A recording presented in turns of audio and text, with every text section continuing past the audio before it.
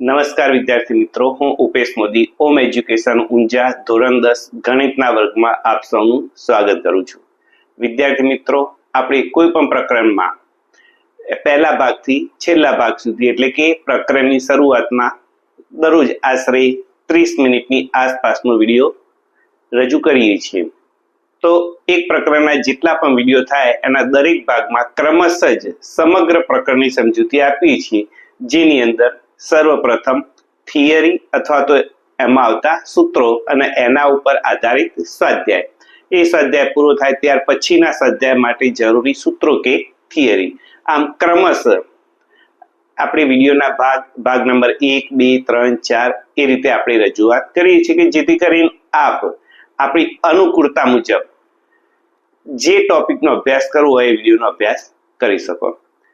આપણે ગઈકાલ સુધી સ્વાધ્યાય 5.2 અને એના ઉદાહરણ એટલે સુધી અભ્યાસ કરી ગયા. હવે આજે આપણે જોઈએ છીએ સ્વાધ્યાય 5.3.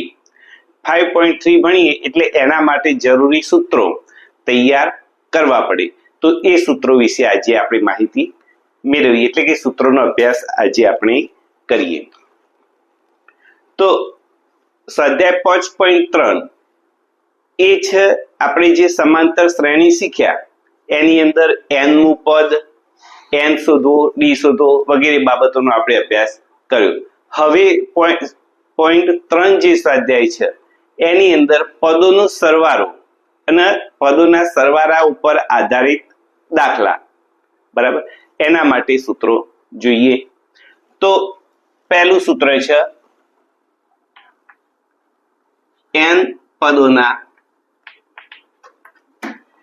સરવાળાનું, n પદોનો સરવાળો બરાબર.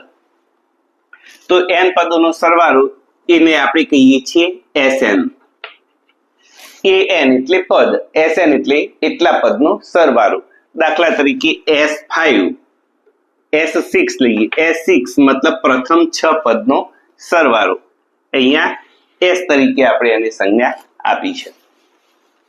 તો Sn is equal to n by 2 કૌંસમાં 2a વત્તા n minus 1 ગુણ્યા b. તો પ્રથમ n પદો આપેલા હોય, પ્રથમ n પદો માટેનું સૂત્ર. આના ઉપર આધારિત આપણે જોઈએ એક ઉદાહરણ નંબર 11 જ જોઈએ. ઉદાહરણ 11 એની અંદર આપણને આપેલા છે 8, 3, -2 ના પ્રથમ 22 પદોનો સરવાળો. 8, 3, -2 ના પ્રથમ 22 પદો સરવાળો. તો પ્રથમ 22 પદનો સરવાળો કયો છે એટલે એને આપણે કેવી રીતે દર્શાવીશું? Sn દ્વારા. માટે આપણે લખી શકીએ, પહેલા સૂત્ર મૂકીશું Sn is equal to n by 2 કૌંસમાં 2a વત્તા n minus 1 b. હવે S22 પદનો સરવાળો કયો છે? n એટલે 22 ભાગ્યા 2 એ બરાબર થાય છે 8. n એટલે 22 minus 1. b બરાબર થાય છે 3 minus 8. લખી શકીએ આપણે અહીંયા b બરાબર 3 minus 8 બરાબર -5 એટલે કે -5 બરાબર 11. 8 દુના 16, 22 માંથી 1 જાય એટલે કે 21 ગુણ્યા -5 એટલે કે 11 કૌંસમાં 16 વત્તા 21 પંચા 105 પણ માઇનસ છે એટલે આપણે લખીશું -105. 105 - 16 એટલે કે -89. 11 ગુણ્યા -89 અને 11 ગુણ્યા -89 આપણે કાચા કામમાં કરીએ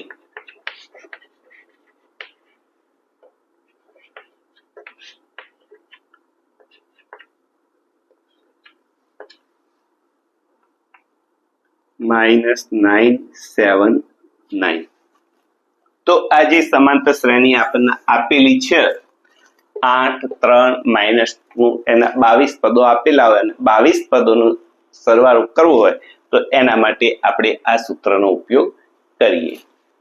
જો વિદ્યાર્થી મિત્રો આની અંદર n આપેલું હોવું જોઈએ, એ પ્રથમ પદ આપેલું હોવું જોઈએ અને સામાન્ય તફાવત d આપણે જાણતા હોવા જોઈએ.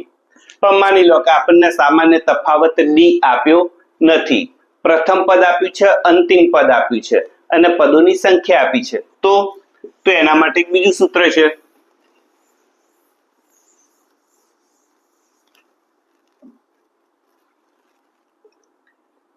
Sn = n/2 કૌંસમાં a વત્તા l, જ્યાં n બરાબર પદોની સંખ્યા,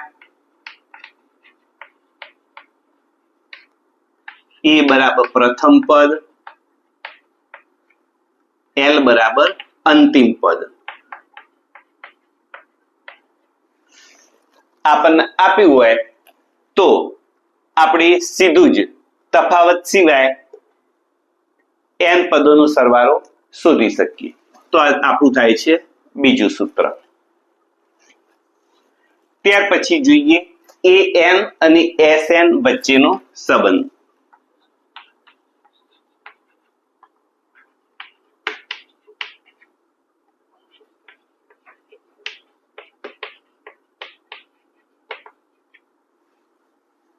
એટલે કે સરવાળા ઉપરથી પદ કહી શકીએ અને પદ ઉપરથી સરવાળા. તો an = sn minus s of n minus 1. મતલબ n નું પદ અને એમાંથી એના આગળનું પદ આપણે બાદ કરીએ તો આપણને an નું પદ પ્રાપ્ત થાય. પરંતુ અહીં n કેવો હોવો જોઈએ? n 1 કરતા મોટો હોવો જોઈએ. એટલે કે પહેલા નંબરના બાદ કરી બાકીના બધા પદોના આ સૂત્ર લાગુ પડે.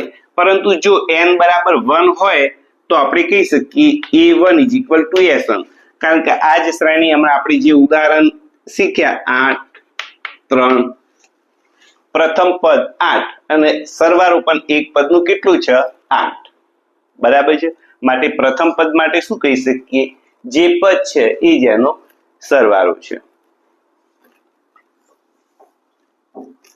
ત્યાર પછી કોઈ પદ આપેલું હોય અને એના એ પદ સુધીનો સરવાળો અને એના આગળના પદ સુધીનો સરવાળો બંનેનો તફાવત લઈએ તો આપણને n નું પદ પ્રાપ્ત થાય. નંબર 3, ત્રીજા નંબરનું સૂત્ર જોઈએ. પ્રથમ n પ્રાકૃતિક સંખ્યાઓનો સરવાળો. પ્રથમ n પ્રાકૃતિક